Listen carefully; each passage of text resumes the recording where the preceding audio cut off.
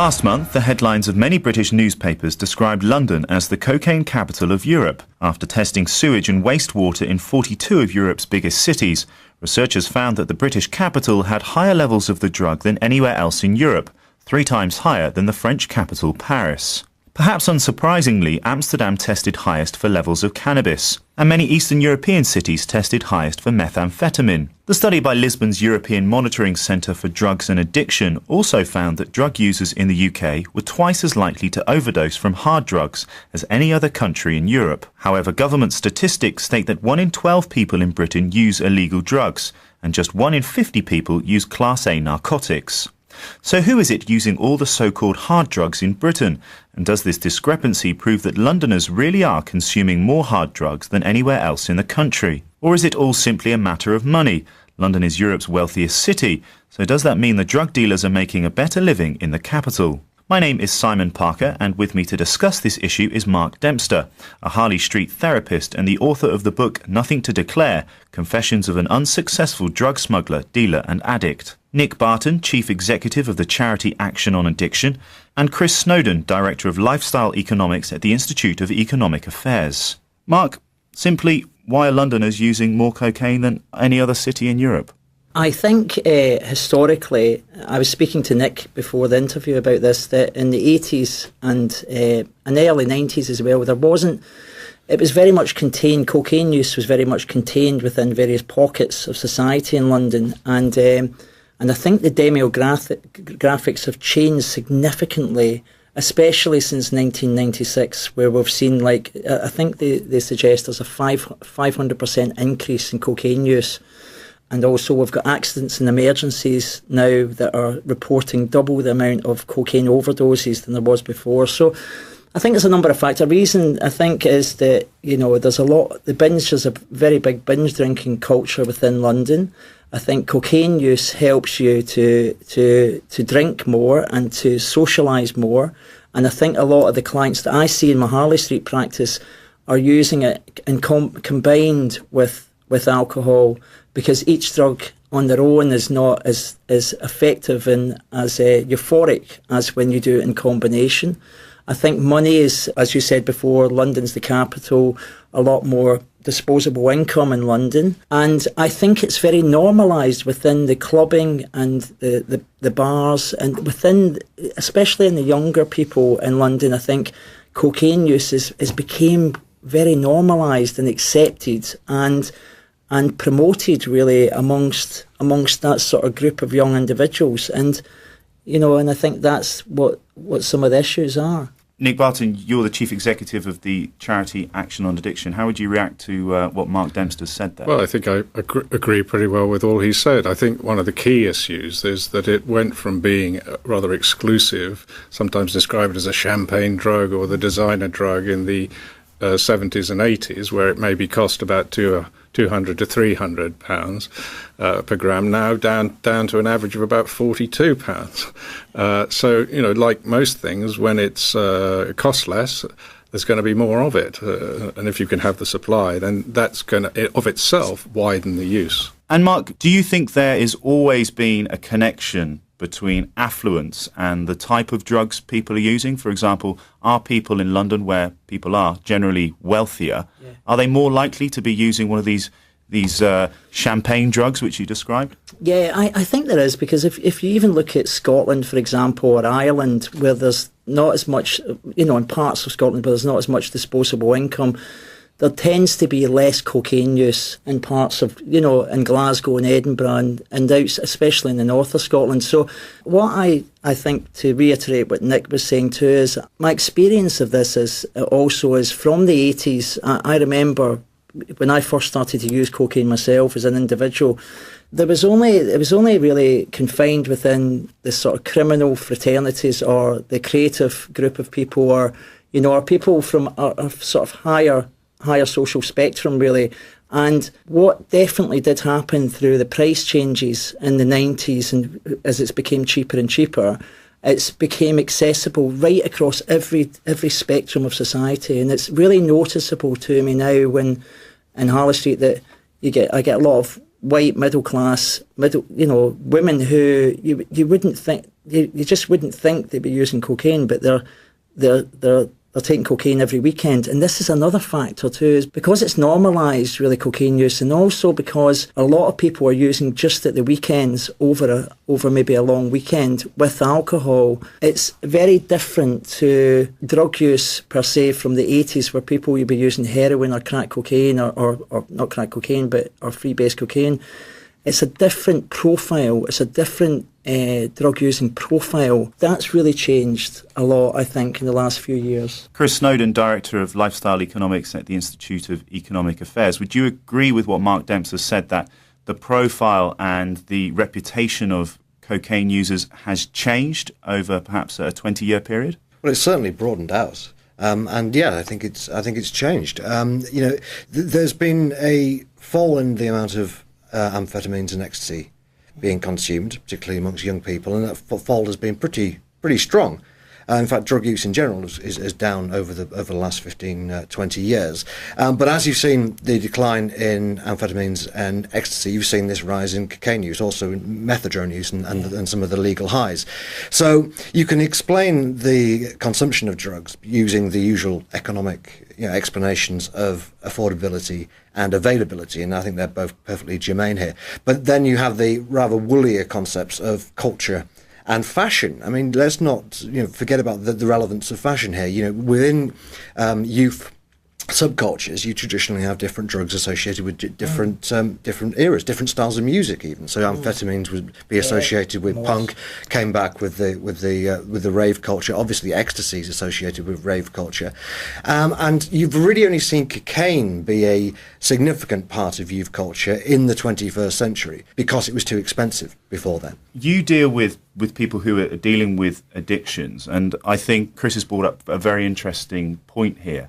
Are cocaine users the yuppie stockbroker types of yesteryear, or are they just normal people in village pubs? There's a kind of implication in the question about, and Mark referred to it, the middle class. Isn't it surprising that they use this stuff? That somehow the middle class, because you're middle class, you should have some kind of immunity or resistance, natural inbuilt resistance to using powerful mood-altering drugs. But that ignores the fact that actually, you're a human being underneath that. You may have all sorts of reasons for wanting to change the way you feel, which is ultimately what drug use and addiction is the far end of drug use is all about. So it's just that your experience of life may be somewhat different, and you may have the advantages which other people don't have, but it doesn't mean that you're not going to be drawn to excitement, thrill-seeking, stimulation to get out of it. In other words, you're not really at ease with the way that you feel. You're not content with that, so you're going to do something about it. And people do drugs because drugs work. Mark Dempster, What is it about cocaine which makes cocaine unique? It's often glorified, isn't it? I mean, for example, recent films, The Wolf of Wall Street, Johnny Depp in Blow, Daniel Craig in Layer Cake. It's almost seen as an aspirational thing, isn't it? Yeah, of course. I mean, cocaine's it's a funny drug from the perspective of, I've used every drug. I've not used ketamine and stuff like that because they weren't around. Well, they were around, but I never got access to them way back. But cocaine gives you such a euphoric feeling, and I guess, and especially if you smoke it, if you inject it, or what we're talking about really here within this setting is really people who are sniffing cocaine at the weekends or going out and drinking and binge drinking and such like. But the other end of that is when you start to inject it, and the feeling that you get when you inject it, it's such a strong. The only way I could describe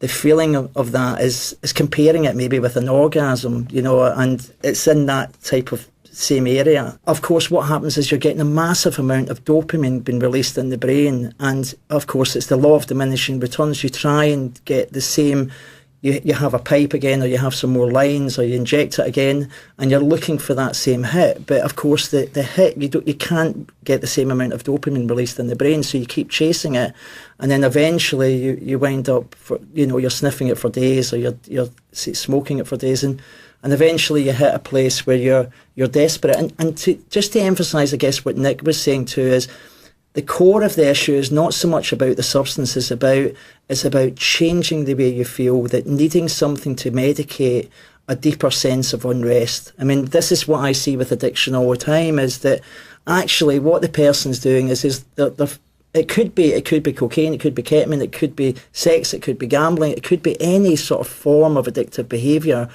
But the person ultimately is trying to find some ease and comfort through the use of that drug. Nick, would you agree that there is always an underlying issue? Can people not merely use drugs recreationally and socially and still manage to manage a mild addiction almost? Well, they can, and they can appear to, but one has to ask the fundamental question: why are they not content with the way they are? And why are there not non-chemical ways, which there are, of enjoying yourself or getting up or relaxing and so on? Why does it have to be chemical? Because somehow it's not enough. The self-regulation is not enough. It doesn't seem to work in many people. So they have to turn to something else, artificial or external, in order to boost those things. Chris Snowdon, how do you react to that? Well, I would draw the parallel with alcohol. I mean, most people drink alcohol. A relatively small number of people drink alcohol out of desperation, become addicted to it, and drinking incredibly large quantities of it. But that doesn't mean that everybody who drinks alcohol is somehow unhappy or seeking some sort of way out. So I think you do have to draw a distinction between people who are injecting cocaine, taking, spending hundreds of pounds a week on it, and people who take it now and again, recreational, in pubs and nightclubs, never have any problems with addiction as a result of it. And I don't know what the proportion of the people who are taking cocaine in London fall into each of those categories, but there's surely a non-trivial number who are using it perfectly recreationally, not because they're particularly upset or sad or depressed, probably quite the reverse.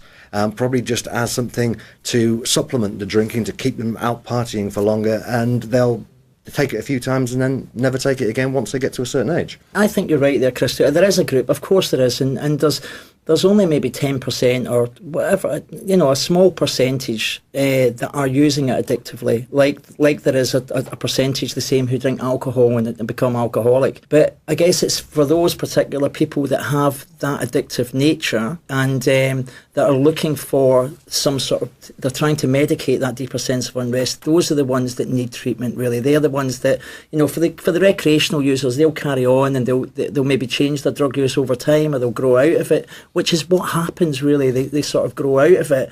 And there's no problem with that group of people as far as, they're not harming anyone else, they're just doing their thing. But for the group that have got the addictive personality, have got a problem, they need to be channeled into the appropriate treatment, because these are the drug-related deaths. These are the ones that commit a lot of crime. I mean, we know that 95% of crimes committed by 5% of the population. It usually is, drug users. I mean, drug users who are dependent are committing most of the crime. It's my experience of this working in the criminal justice system years. Are you talking now with your therapist hat on, or how do you think you would have reacted if you were in here 20 or 25 years ago? Yeah. What do you think you would have said about this issue? Would you think you would have had an underlying issue, or were you just a young man trying to have as much fun as possible and living your life? No, it's difficult, Simon, because I had so much denial. So 18 years ago, if you'd asked me the same question, I'd have been saying, oh no, I'm just having a good time. I just like to party. I just like to have fun, even though the consequences are horrendous. I had so much denial. But then luckily I went to a residential place and they said, well, this is an illness, this is a progressive illness, and you suffer from this, and they challenged a lot of my conceptions around drug use. So it's changed significantly, believe me. Nick, what is it specifically about cocaine which it can go under the radar in society? Well, I suppose it can be considered a high functioning drug, a bit like nicotine to some extent, or caffeine, is that some people can take it, stimulate themselves and produce and all the rest of it, so that it's not necessarily just recreational. For some people, particularly in high pressure environments, I suspect, like parts of London. So it's like an adjunct to super functioning for some people. But a lot of these things, they find you out. The behaviour, whatever reason you're doing it for, you might be doing it for recreation, you might be doing it, as I say, for better performance of some kind or another. Some of those people, they will have a vulnerability they don't know is there until they do it. Chris Snowdon, I was reading a very interesting article of yours this morning, which was almost putting the positive effects of a non-prohibition nation in terms of drugs. How could and would the British relationship with cocaine be if prohibition didn't exist? Well, it's very difficult to say. I mean, the obvious thing would be to compare our situation now with before they were made illegal, but there are obvious problems with that insofar as people are much wealthier now. You had the whole rock and roll scene and the normalisation of drugs, which of course ironically has happened under prohibition.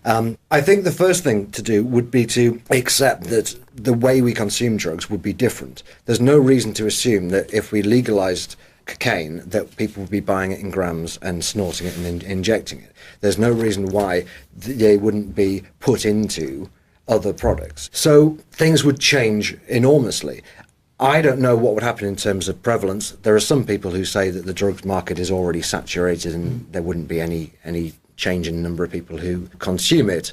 And as evidence, they use the example of places like Portugal and the Netherlands, where you've had a much more relaxed regulatory regime and there hasn't been a big spike in drug consumption. I'm more sceptical about that. Apart from anything else, legalisation would mean lower prices.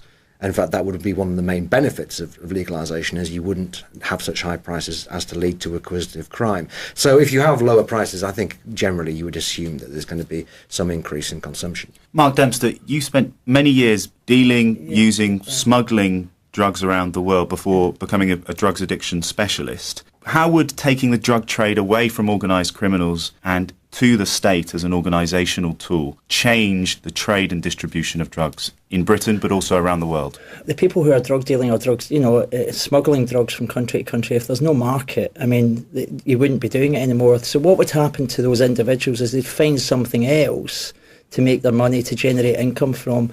I mean, it's a bit like the mafia came here in the 60s to sell heroin in Britain and London, and they could see there was no market really for heroin to be sold here. And and so they never came back really. So it was only years later through various drug laws and the Rollestone Committee and various other things that happened that a market was set up, a black market was set up. So I think my only thing about legalisation, I like the Portuguese model of decriminalisation. I can see that it's got benefits around, especially if you channel the people. If they get arrested, you then channel them into treatment and get them help and support. My fear is with legalisation is you would just have so many business entrepreneurs that the media would just be, if you look at our TV this now, it's swamped with, you look at gambling addictions now and the gambling industries. We're continually getting media around gambling or alcohol or cigarettes. Or if it was legalised, this would be the same. And I think this would have such an effect on the younger generation that it would become very normalised to use. And we know that, especially with alcohol and cigarettes, it's the biggest killers. So I don't know how it'd benefit. But couldn't a legalisation and the extra tax revenue could be flowed into treatment and helping people with these addictions in a better manner? What would you suggest, Nick? We need to take Chris's point that if it becomes cheaper, it's more likely that it will be consumed more, because that is the tendency. If it costs less, people will do it more. Take alcohol. That's why we have a minimum pricing campaign. But there's the key points about alcohol and tobacco. They are both legal drugs, and yet they are our biggest problems. I mean, smoking causes more deaths.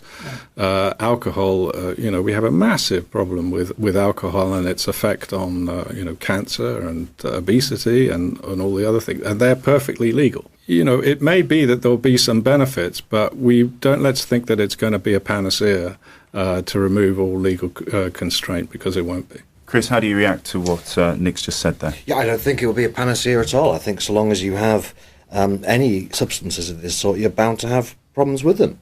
And it's true of tobacco, true of alcohol, true even of gambling. But the question is, seeing we can't get rid of them, what do we do about it? And for me, I think if we're going to talk about the gambling analogy, let's look at the comparison between places which banned gambling and places which legalised it. That's the relevant comparison.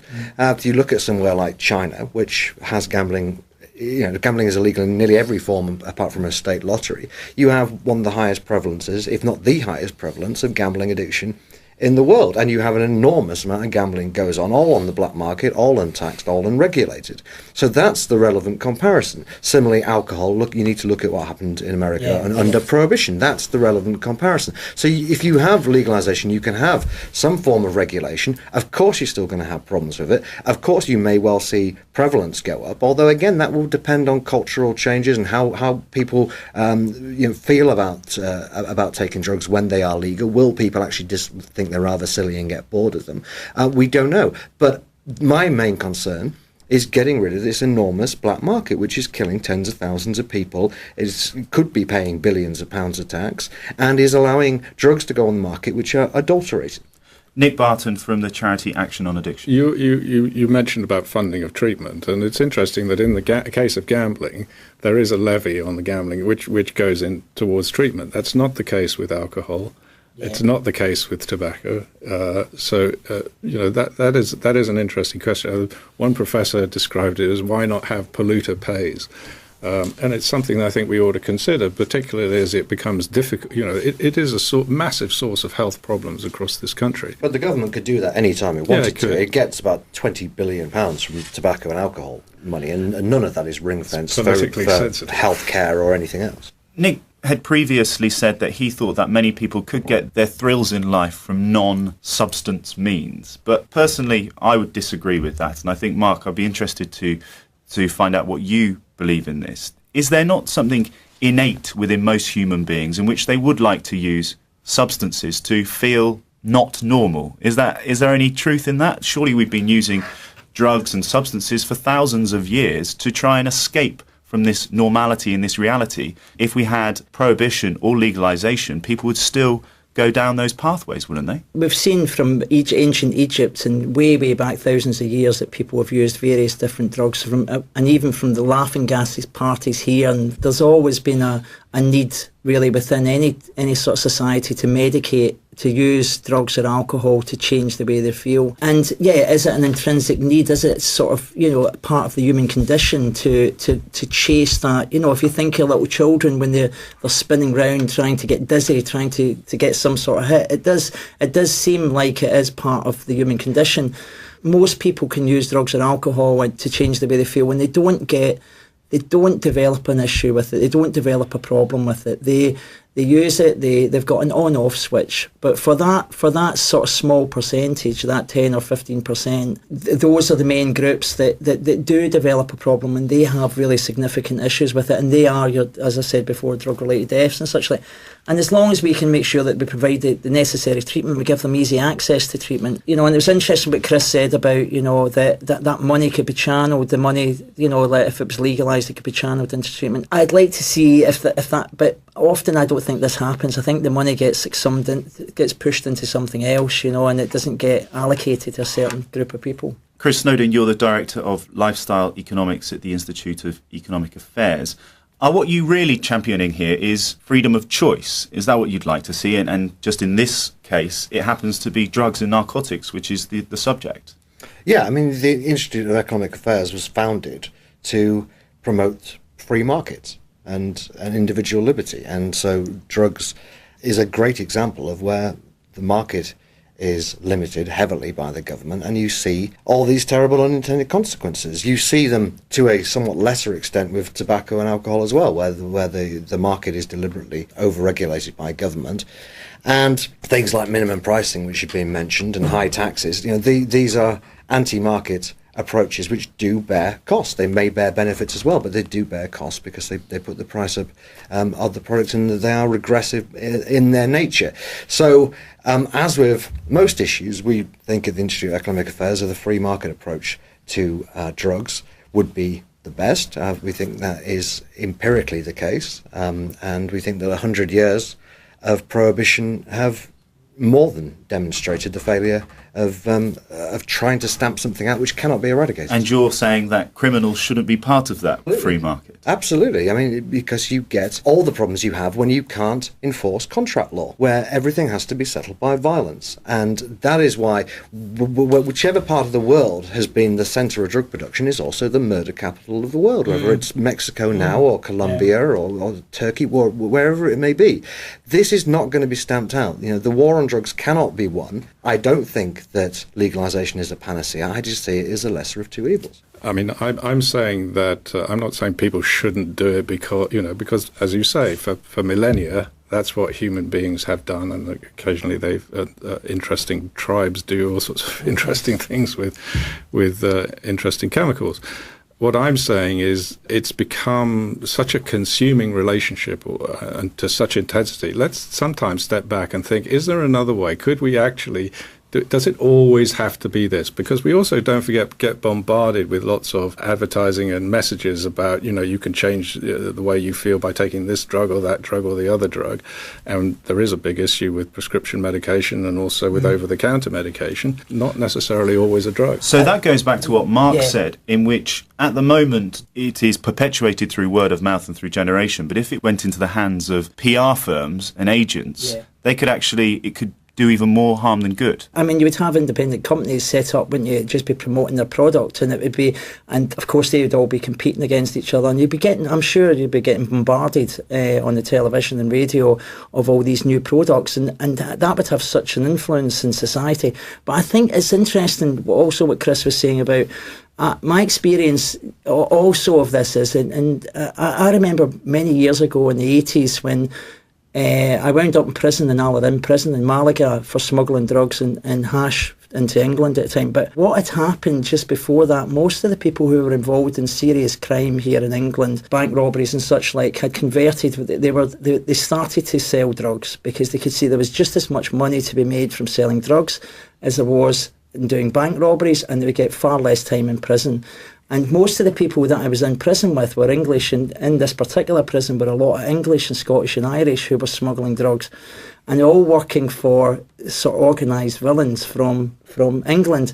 I can see that link with Spain too. If you look at Spain and the amount of cocaine that comes through Spain, and you look at Britain, most of the cocaine that's flowing through and coming out of South America is hitting Spain, that's getting transferred here to England. And it's a massive business. It's such a massive business, and I can see the links continually with sort of organised crime, old organised crime families and drug trade and the supply of especially cocaine into England. Just finally, we're running out of time now, but I'd just like to give you 30 seconds each or so, just to give me an idea of how you perceive things developing in the future, perhaps in the next 20 years, the sale and distribution of drugs, which we've covered. But what do you think will happen? I know everyone has their opinions, but what do you actually think will happen within the next 20 years? I think it's quite likely we'll see either the decriminalisation or the legalisation of cannabis. I don't think we'll see any liberalisation with other drugs. The reason I say that is you've got parts of America which are legalising cannabis, and this is an enormous breakthrough. You've also got countries like Uruguay and Bolivia that are looking to get out of the UN Convention on Drug Control. And I think that the experiment in America in particular, which of course is the country that started the war on drugs, I think it will be a success. And I think there won't be very much pressure to pull back on that. And therefore I think it will spread to other countries. Chris Snowdon, thank you. Mark Dempster, your opinion? Yeah, I actually think Chris is quite right. I think cannabis is likely to get decriminalised. I do think that maybe other drugs will be decriminalised and they'll maybe follow a Portuguese model, but I'm not really sure if any government would take that on at this point. I think it's, it isn't an election win or no. I think so. What I also know about is that treatment for people with substance misuse problems is the allocated funds for that is going to be much more difficult in years to come to get, especially residential treatment. And I think as funds get short, the budgets get consumed with obesity and other issues within healthcare. So. But I think more money should be put into drug treatment. I think the opposite is the case. Nick Barton? I think there's a sort of inevitable loosening of controls which will continue. Whether that's a good thing or not, I think remains to be seen. What I do think is that I echo the last sentiment, which is that we do need proper investment in treatment. What we lack, particularly also in this country, is a lack of research. The budgets for research in this country into a major issue is pathetic compared with the billions that go into this, to research in the United States, for example. Unfortunately, that's all we have time for today, but I'd like to thank my guests who were part of the discussion. They were Mark Dempster, a former drug user and dealer who now works as an addictions counsellor in London, Nick Barton, Chief Executive of the charity Action on Addiction, and Chris Snowdon, Director of Lifestyle Economics at the Institute of Economic Affairs.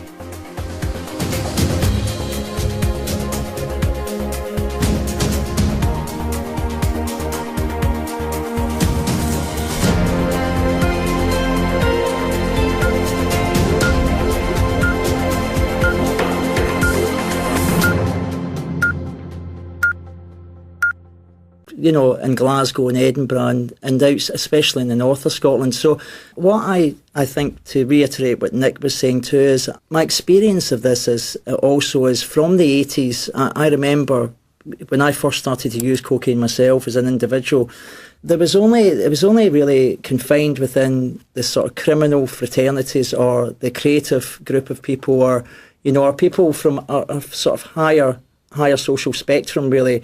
And what definitely did happen through the price changes in the 90s, and as it became cheaper and cheaper, it became accessible right across every spectrum of society. And it's really noticeable to me now when in Harley Street that I get a lot of white middle class women who you wouldn't think, you just wouldn't think they'd be using cocaine, but they're taking cocaine every weekend. And this is another factor too, is because it's normalised really cocaine use, and also because a lot of people are using just at the weekends over maybe... Executive of the charity Action on Addiction, how would you react to what Mark Dempster said there? Well, I think I agree pretty well with all he said. I think one of the key issues is that it went from being rather exclusive, sometimes described as a champagne drug or the designer drug in the 70s and 80s, where it maybe cost about 200 to 300 pounds per gram, now down to an average of about 42 pounds. So, like most things, when it costs less, there's going to be more of it. And if you can have the supply, then that's going to, of itself, widen the use. And Mark, do you think there has always been a connection between affluence and the type of drugs people are using? For example, are people in London, where people are generally wealthier, are they more likely to be using one of these champagne drugs which you described? Yeah, I think there is, because if you even look at Scotland, for example, or Ireland, where there's not as much, in parts of Scotland where there's not as much disposable income, there tends to be less cocaine use in parts of... Simply a matter of money. London is Europe's wealthiest city, so does that mean the drug dealers are making a better living in the capital? My name is Simon Parker, and with me to discuss this issue is Mark Dempster, a Harley Street therapist and the author of the book Nothing to Declare, Confessions of an Unsuccessful Drug Smuggler, Dealer and Addict. Nick Barton, Chief Executive of the charity Action on Addiction, and Chris Snowdon, Director of Lifestyle Economics at the Institute of Economic Affairs. Mark, simply, why are Londoners using more cocaine than any other city in Europe?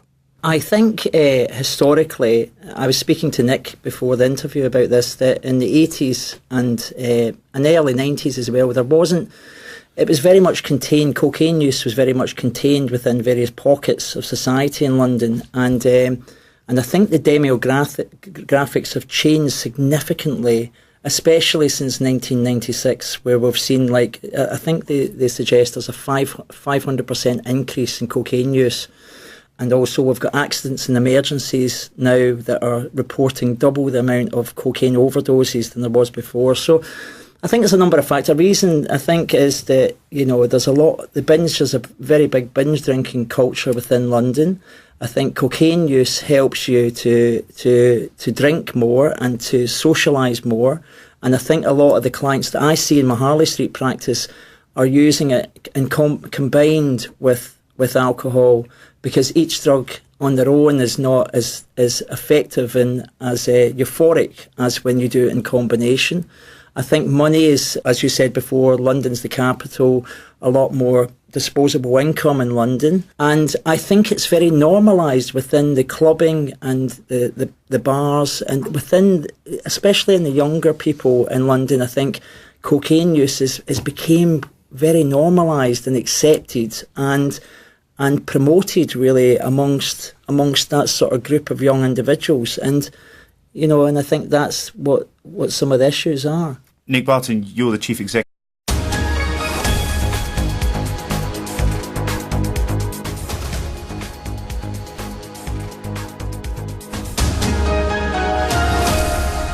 Last month, the headlines of many British newspapers described London as the cocaine capital of Europe. After testing sewage and wastewater in 42 of Europe's biggest cities, researchers found that the British capital had higher levels of the drug than anywhere else in Europe, 3 times higher than the French capital, Paris. Perhaps unsurprisingly, Amsterdam tested highest for levels of cannabis, and many Eastern European cities tested highest for methamphetamine. The study by Lisbon's European Monitoring Centre for Drugs and Addiction also found that drug users in the UK were twice as likely to overdose from hard drugs as any other country in Europe. However, government statistics state that 1 in 12 people in Britain use illegal drugs, and just 1 in 50 people use Class A narcotics.